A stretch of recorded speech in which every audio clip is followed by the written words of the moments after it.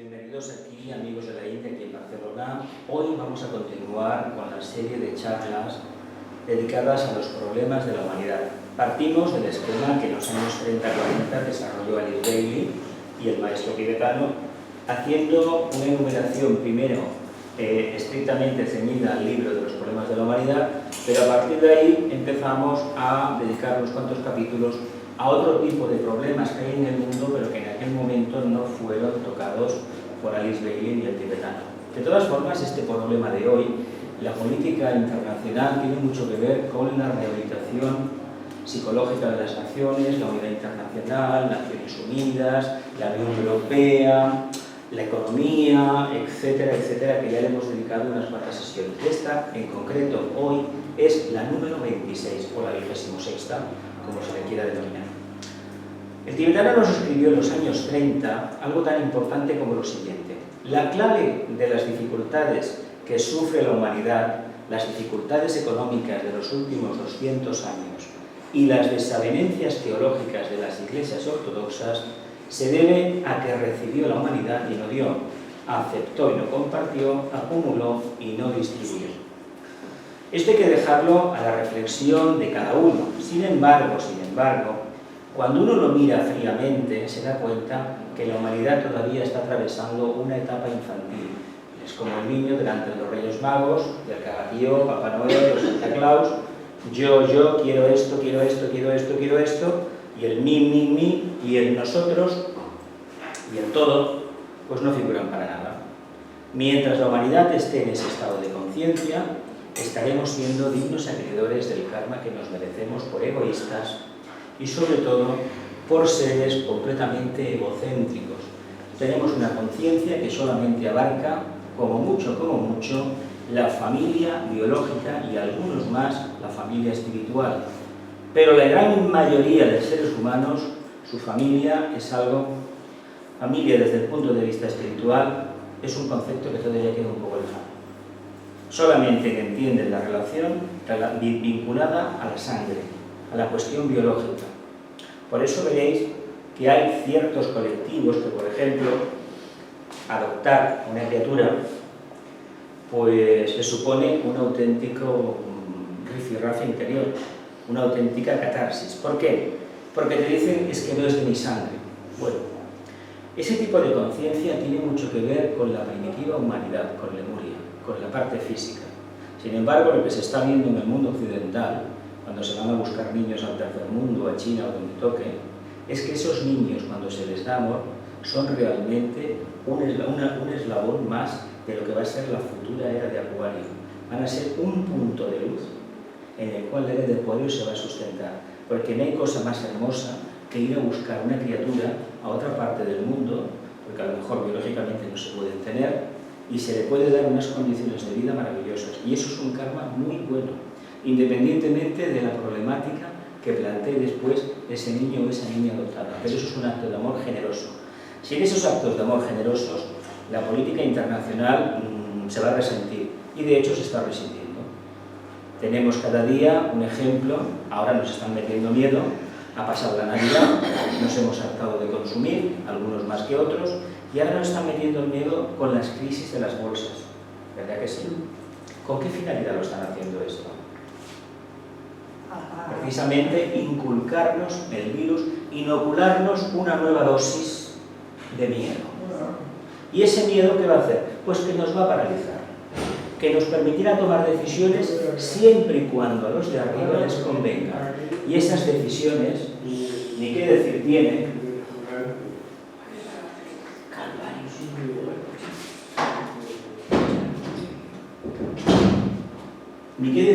que ese tipo de decisiones lo único que van a hacer es frenar la libertad de pensamiento de los seres humanos.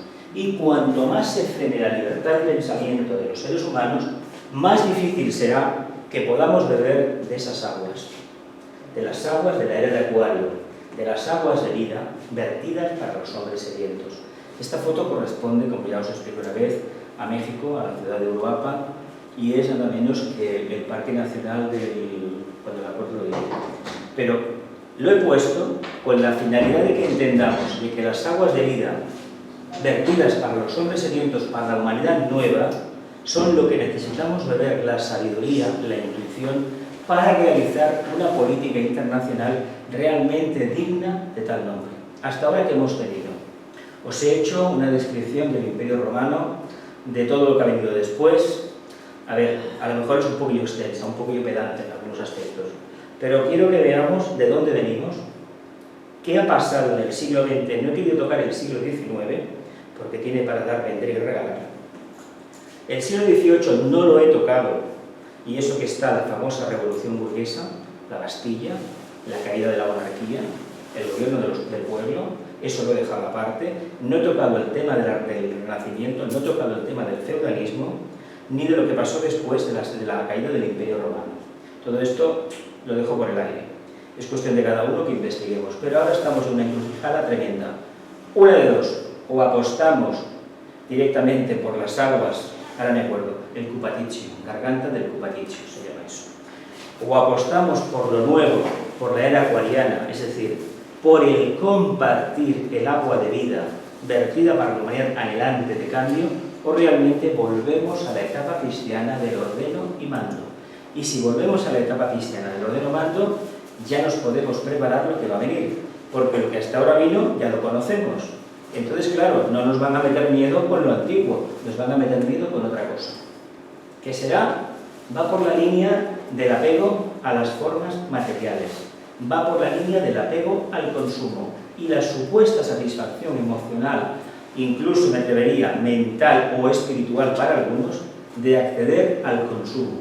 Sabéis que hay muchísimos seres humanos en el planeta Tierra, especialmente en el mundo occidental, que valoran su felicidad, lo único que entienden por felicidad, por la adquisición de los bienes materiales. Sin embargo, sabemos muy bien en la filosofía esotérica que eso es la antesala del infierno, porque precisamente la satisfacción de los bienes materiales solamente conduce a la puerta ¿cuál? Esa puerta que debería estar cerrada, que es el plexo solar, la puerta donde se halla el mal. ¿Queremos vivir una nueva vida? Abramos el corazón. La era de Acuario será la abertura del corazón. La era de Piscis, desgraciadamente, no hemos trabajado Piscis en su verdadera dimensión, solamente la parte más densa. Bien, aquí tenemos una exposición científica de quinto rayo de investigación o ciencia del término política. Está sacada de la Wikipedia. Y lo he puesto aquí porque, claro, sabéis que la ciencia política es una ciencia de investigación. Incluye la sociología, la economía, bueno, muchísimas cosas. Sobre todo, una gran cultura. Para tener una poca idea de lo que es la política internacional, os recomiendo que leáis mucho, que estéis muy interesados siempre en lo qué movimientos hay a nivel mundial en diferentes países del globo. Hay países que desgraciadamente pues ni pinchan ni cortan, pero si ese país tiene algo que otro quiere, ya sea minerales, petróleo, gas, que es lo mismo, todo es mineral en diferentes estados de materia, si tiene algo importante, o tiene una vía de agua importante, o tiene algo característico que interesa coger porque es un territorio de paso, como le ha sucedido a Siria, no os preocupéis que tarde o temprano va a estar en el candelero, porque habrá otro que lo querrá, y eso ha sido siempre, siempre así. Desde la más remota antigüedad nos hemos movido por el interés materialista. Cuando no tenemos una cosa, o bien negociamos de forma ventajosa, o directamente inventamos un conflicto, llego yo, voy a salvaros, me lo llevo y punto. Es lo mismo que cuando entra un ladrón en casa, quiere algo que nosotros tenemos porque lo necesita convertir en dinero o lo que sea para poder subsistir. ¿Sí o no? Bien, ¿qué dice la ciencia de la política? Del latín politicus, y esta a su vez del griego antiguo, civil, relativo al ordenamiento de la ciudad o los asuntos del ciudadano. Es una rama de la moral que se ocupa de la actividad en virtud de la cual una sociedad libre, compuesta por personas libres, resuelve los problemas que le plantea. Santi, por favor, no haga ruido, que luego sale todo en la grabación y se queja la gente. Es la ciencia que se encarga del estudio del poder político o del Estado.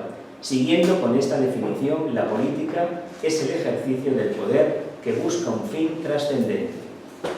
Promueve la participación ciudadana al poseer la capacidad de distribuir y ejecutar el poder según la ética tiene mucho que ver, porque estaríamos alcanzando lo más sublime. Pero está muy bien sobre todo referido, estos los claros, esto me parece que en una rama de la moral, esto es de Aristóteles, creo, o de Platón, pero más bien creo que es de Aristóteles.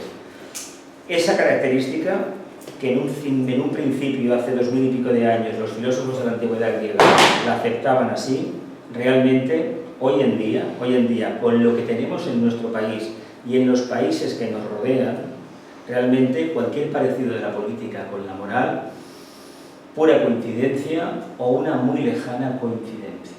Eso hay que tenerlo claro. ¿Continuamos? Afirmamos también que no nos interesa la política.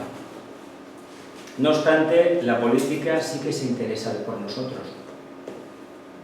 ¿O creéis acaso que las decisiones del gobernante que hemos votado no van encaminados a saber cómo nos comportamos, cómo nos puede dirigir, cómo nos puede manipular, cómo puede conseguir que nuestra conciencia se ponga al servicio de sus fines, que muchas veces los fines de los políticos tienen muy poco que ver con lo que el pueblo anhela, teniendo en cuenta que el pueblo como entidad abstracta es muy difícil de cualificar y de cuantificar en cuanto a lo que necesita. Se dice que un país como el nuestro, un país latino de sexto rayo, para que funcionara bien debe tener, si somos 25 o 30 millones de electores, 30 millones de partidos políticos. Las energías del sexto rayo dan esa capacidad. Es decir, indefinición. ¿Por qué? Porque anteponemos siempre el ideal a lo concreto, a tener los pies en tierra, a hacer el cambio que realmente necesitamos. Y ese cambio que necesitamos no se lo podemos pedir nunca al político. Lo hemos de realizar nosotros mismos primero. Si lo hacemos, el político va a ser un gestor nada más. No va a ser esa persona que anhelamos que nos solucione la vida. Eso fue Piscis. En Acuario ya no toca. En la ciencia política se trata de la forma de actuación de un gobierno frente a determinados temas sociales, económicos, de interés público, la política de educación, de seguridad, salarial, de vivienda, política de medio ambiente, etc. El sistema político es una forma de gobierno que engloba las instituciones políticas para gobernar una nación. La monarquía y la república son los sistemas políticos tradicionales. Dentro de cada uno de estos sistemas puede haber variaciones significativas a nivel de organización. Existen varios tipos de ideologías políticas, como el totalitarismo, el conservadurismo, el socialismo, el liberalismo, el nacionalismo, el anarquismo y todos los ismos que queramos añadir. Porque todo son ideologías, son grandísimas ilusiones de querer cambiar el mundo, pero el mundo no se cambiará hasta que cada uno de los seres humanos dé el paso al frente y de manera independiente, haga su verdadero cambio. Mientras tanto, no habrá tal cambio. En un sentido más amplio, el término política puede ser usado como un conjunto de reglas o normas de una determinada institución.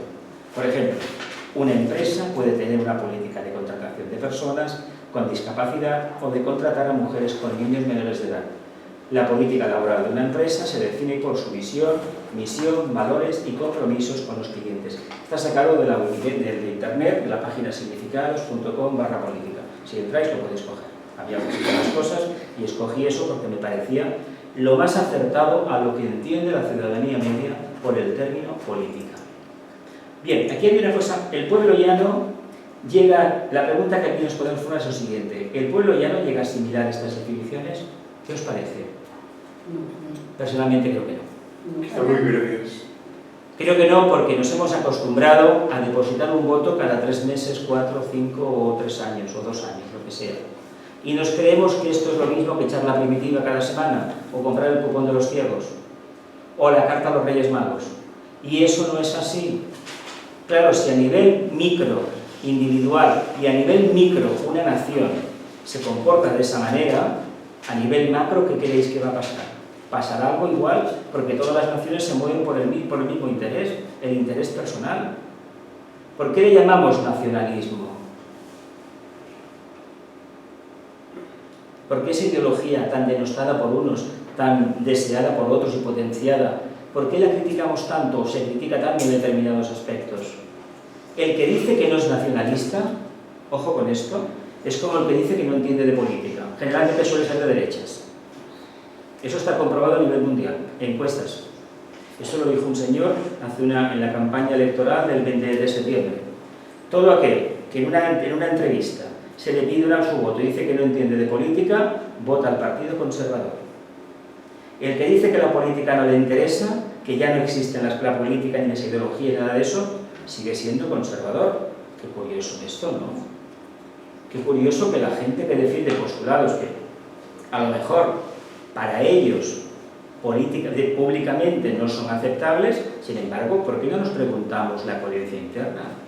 Todo el mundo tiene que ser socialista, progresista, ambientalista, favorable al medio ambiente, ¿verdad que no?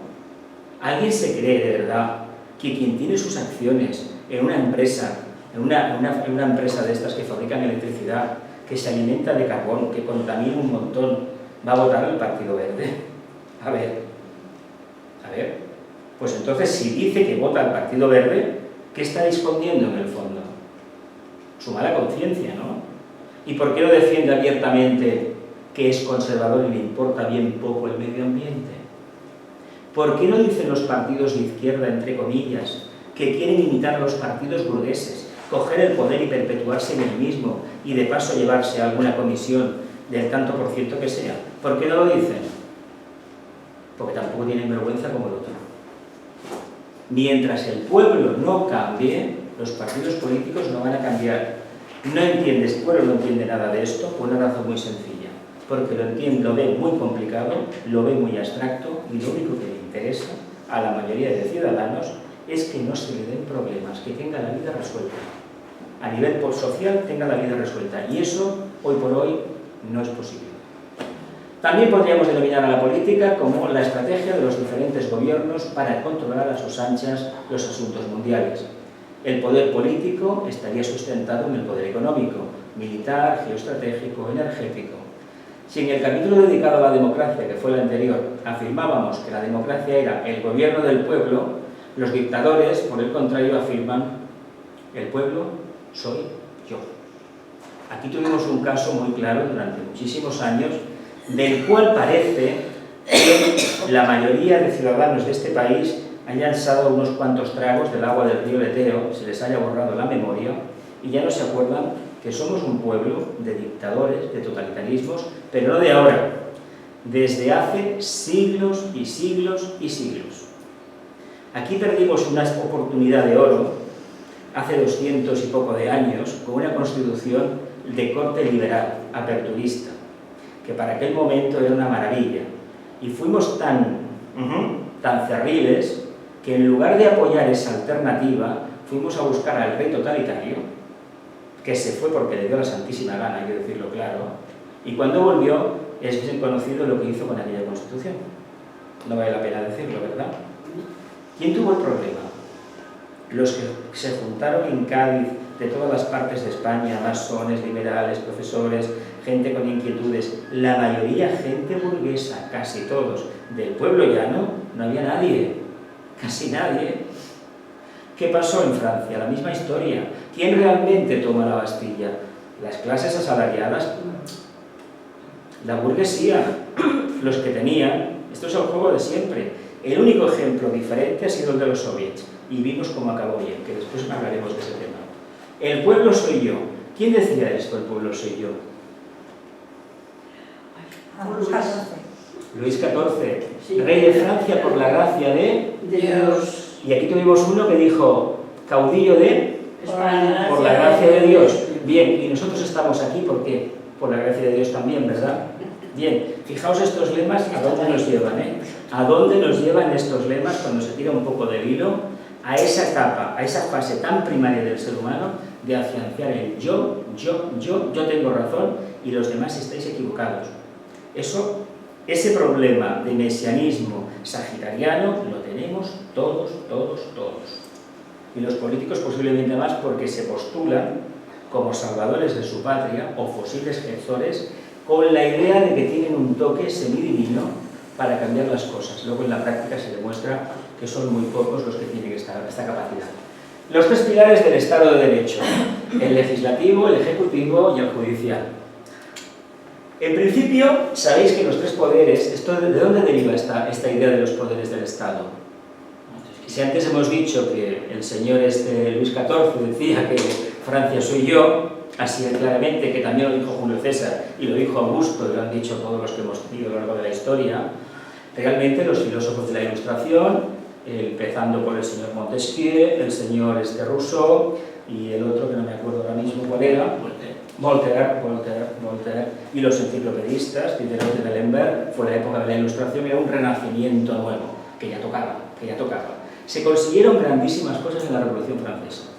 Una cosa muy interesante que a veces cuesta de asimilar, el derecho a la propiedad privada. Y esto es muy curioso porque hay gente que no lo sabe, que se cree que eso es mentira. Y es cierto, ahí en la famosa Declaración de los Derechos del Hombre, que eran 29 artículos, corrígeme si me equivoco, Jesús, en ese momento, lo que se hizo fue acabar con las reglas del feudalismo. Curiosamente han pasado 200 y pico de años y hemos visto como el feudalismo con otro nombre y otra cara ha recuperado el terreno perdido. Es muy curioso lo que nos está sucediendo en este momento. En un principio, como el señor Montesquieu dijo, los poderes del Estado para funcionar bien deberían estar separados. Hombre, a ver, el poder reside en el pueblo. El poder legislativo se supone que es el poder soberano. En el Parlamento español eso no es así. Hay que decir abiertamente que no lo es. Ya me gustaría tener un parlamento como el británico, cuando los ves cada miércoles creo que es, unos enfrente de otros, 2 metros, no llegan nunca a las manos y discuten de todo. Con su flema inglesa, con su comportamiento, a veces habrá un exabrupto más, uno menos. Pero aquí, todavía eso no lo hemos visto, que yo sepa, no lo hemos visto. Será nuestro karma. Se supone que el poder ejecutivo, el gobierno, debe llevar a cabo una política definida porque se han presentado unas elecciones y automáticamente ese programa, basándose en el poder, en los diputados que tiene, ejerce, pero no ejerce para su partido, para todo el país. El gran problema de los dirigentes es que cuando son llevados al poder, gobiernan para la gente que les ha votado. Eso es un gravísimo error. Hay que gobernar para el que no te ha votado también. Y hay que pensar qué es lo que ha hecho el que no te ha votado para no darte el voto. ¿Por qué? ¿Qué tiene dentro de su conciencia que a ti no te ha confiado la gestión de la cosa pública? Y sobre todo, muy especialmente, el cumplimiento de las emanaciones de los decretos del poder legislativo, las leyes. Si las leyes realmente se hacen, o las normas, ¿se hacen para qué? ¿Para cumplirlas? ¿Para no cumplirlas? ¿Para aparentar que hacemos algo? ¿Para meter miedo al pueblo? ¿Para recaudar impuestos? ¿Para qué se hacen las leyes? Para todo. Para todo. En principio es para que la vida social sea mucho más equilibrada, más cómoda y no existan supuestamente grandes diferencias.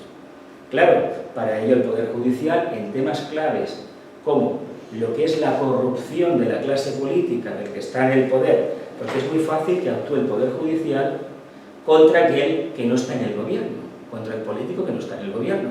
Aquí tenemos casos. Pero amigo, cuando el partido que gobierna está hasta el cuello, aquí, en los países latinos, muy pocas veces los jueces tiran de la manta. Ojalá tuviéramos el Poder Judicial de los Estados Unidos, por ejemplo, que fueron capaces de echar a un presidente a la calle. En el resto de Europa ha pasado igual. Aquí, igual pasa dentro de 4 meses, no lo sé, o 5. Pero sería un auténtico milagro. ¿Por qué? Porque la casta judicial viene ¿de dónde? De una auténtica dictadura. Tenemos a alguien que nos pueda hablar del tema hoy. Viene de una auténtica dictadura, de una componente histórica del país, de arreglar las cosas en un salón y no precisamente en la audiencia pública. Son corporativistas. Porque hay un grandísimo corporativismo, defensa de intereses no muchas veces muy éticos, la verdad, a veces bastante infames. Oligarquías. El gobierno se dice que reside en el pueblo es quien manda, el político es el administrador del poder del pueblo y ejerce en nombre del pueblo. Un hombre, un voto, sistema bicameral, sistema unicameral. Esto lo tocamos cuando hablamos de la democracia, ¿verdad? ¿La gente entiende para qué sirve el Senado en España? Por ejemplo. No, ellos es que no lo sabemos. ¿Para qué comen? Es que lo entendamos. ¿Alguien entiende por qué se creó esta Constitución, por ejemplo, focalizo en España porque es muy curioso lo que nos ha pasado. Tantos anhelos de cambio y de superación y tantos idealismos, resulta que repetimos el Estado 17 veces. No teníamos bastante como un Estado central lleno de funcionarios, sino que lo reproducimos por partenogénesis, fuimos dividiéndolo y resulta que se ha demostrado que es completamente ineficaz. Que no todo el mundo quería esas competencias y tampoco tenía capacidad de llevarlas a cabo. Pero bueno, así somos, así nos va. Pero, ¿cambiar va a ser fácil esto? No va a ser fácil para nada. ¿Hay interés en hacer este cambio? Me imagino que no, no hay demasiado interés. Esto lo dijo el tibetano en los años 30 en el libro Educación de la Nueva Era y francamente tiene mucho que ver con lo que tiene que ser la futura política mundial, internacional, y lo que debe ser también la democracia.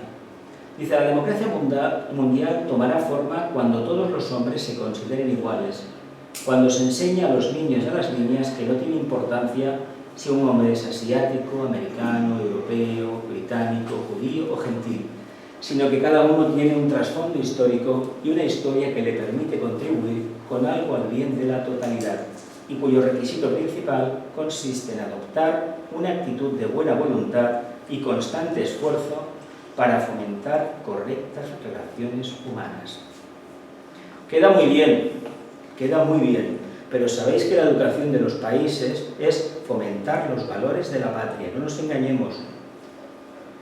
Yo me acuerdo todavía cuando cantábamos el Cara al Sol y la Marcha Real, era muy pequeño, pero me acuerdo de aquello.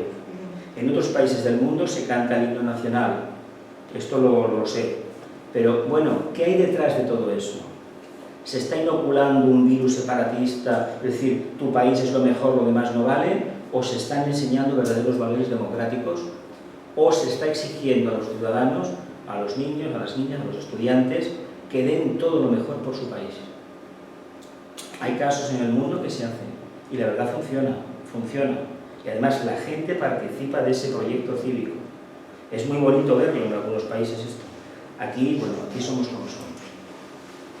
Vamos a hacer historia. Sabéis que a mí la historia me gusta bastante y evidentemente si queremos hablar de política internacional, ¿a dónde tenemos que ir?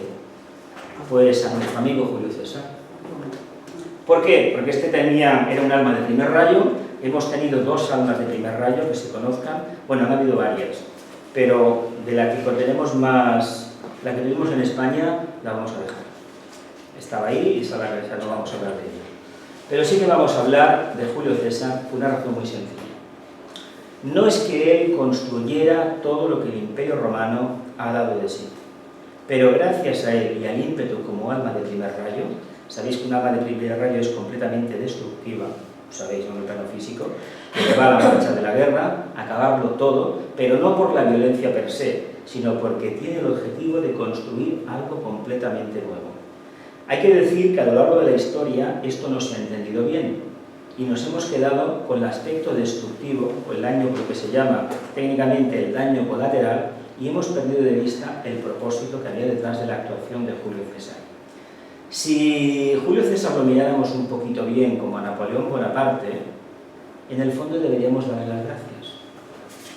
Han sido los dos intentos primeros de formación de la Unión Europea.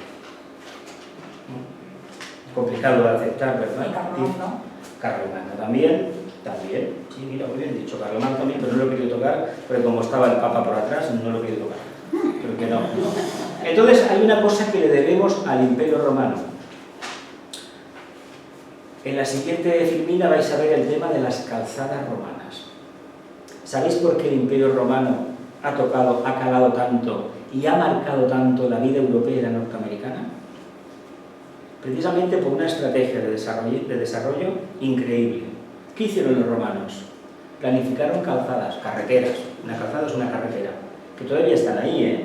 Hicieron puentes, que todavía están ahí, ¿eh? Que aguantan los camiones, ¿eh? Que los nuevos no lo aguantan. Acueductos, trajeron agua desde la Quinta Puñeta. Si habéis estado en León, en el tema en la zona de las médulas, sí, los canales venían de 80 kilómetros. Aquello es para verlo. Y si habéis visto el de Segovia, el acueducto tiene un filtro natural con piedra, arenas y todo, gravas, para purificar el agua. Pues caramba, hace 2000 años. ¿Pero cómo se lo hicieron?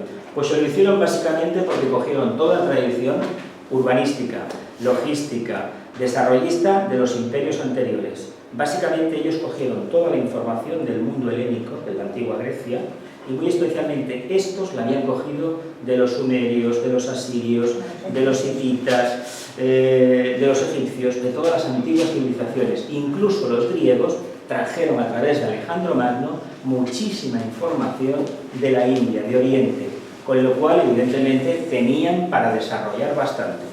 Y realmente lo hicieron. Construyeron en piedra, y la piedra curiosamente todavía está ahí. Todavía está 2000 años después, está ahí como testigo de algo que sucedió. Y algo que en aquel momento era una auténtica revolución, porque aparte de traer el agua, establecieron un sistema de saneamiento. Pensad que cuando el Imperio Romano cae, y entran los pueblos bárbaros, denominados los pueblos germánicos, para ser un lenguaje más correcto, no bárbaros, se llama bárbaros porque acabaron con las canalizaciones de agua, acabaron con las alcantarillas, con los baños públicos, y la recompensa fue la famosa peste que invadió Europa y los millones y millones de víctimas que hubo. Sin embargo, en la época de los romanos esto no pasaba. Esto no pasaba. ¿Por qué? Porque sabían muy bien qué tenían que hacer para sanear la vida pública, sobre todo lo que es la salud pública, y eso que no tenían los conocimientos del señor Pasteur, evidentemente, ni tampoco del señor Da Vinci, pero sí sabían que el agua pura y el saneamiento y la alcantarilla evitaba focos de infecciones. Incluso secaron más de una charca donde está el famoso, esto es el Teatro Romano de Tarragona.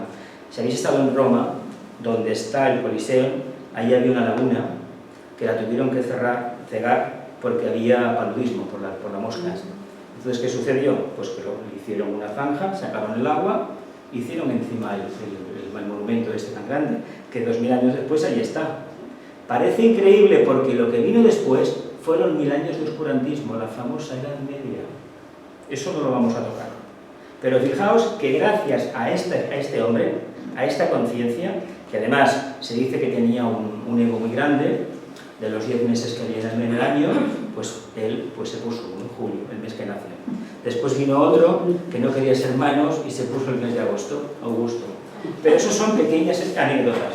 Lo importante es que tengamos una idea lo siguiente: un poderoso ejército que se fue estableciendo en las legiones romanas allí donde llegaban las calzadas. Curiosamente, en el siglo XIX repetimos el esquema en España con el tema del ferrocarril. Y en Estados Unidos, si habéis visto, si os interesa el cine del oeste, veréis que allí donde paraba el ferrocarril se acabó construyendo una ciudad. ¿Sabéis por qué se llama esta ciudad española León? Porque estaba la 10ª legión. En Túnez, la ciudad de Dus era la 12ª legión. Por eso, cuando el imperio cae, los legionarios con las familias se quedan allí y fundan una ciudad. Fijaos qué interesante. Y la Ruta de la Plata, lo que hay desde abajo, desde Extremadura, o Huelva creo que es, hacia Asturias, por donde pasaba la vía de la Plata, que era la plata que se llevaba de México del norte hacia el sur o al revés, no me acuerdo ahora mucho. Allí estaban los asentamientos de las legiones, las paradas de postas, acabaron dando lugar a los burgos en la Edad Media, a las pequeñas aglomeraciones. ¿Sí, claro? De aquí de Barcelona, ¿cuántas salían de aquí de Barcelona? La famosa Vía Augusta. ¿Cuál es la Vía Augusta? La Vía Augusta, que sale de Barcelona, ¿por dónde va? ¿Hacia dónde va? Viene de Roma y... ¿Y hacia dónde va? Zaragoza. Claro. No baja por abajo. ¿Cómo se llama Zaragoza en latín? César Augusto. César Augusta. César Augusto. ¿Y Emérita Augusta quién es? Mérida. Pues fíjate lo que hacía la Vía Augusta. Y era una vía, que eso sí sabéis, que las marcas de los carros, ¿sabéis las marcas de los carros? Sí. ¿Para qué creéis que se utilizó eso? ¿Para establecer el ferrocarril? ¿La anchura es esa? Se llama la trocha, eso se llama la trocha. Se estableció, se cree que estableció para el tema del ferrocarril por parte del señor Stephenson.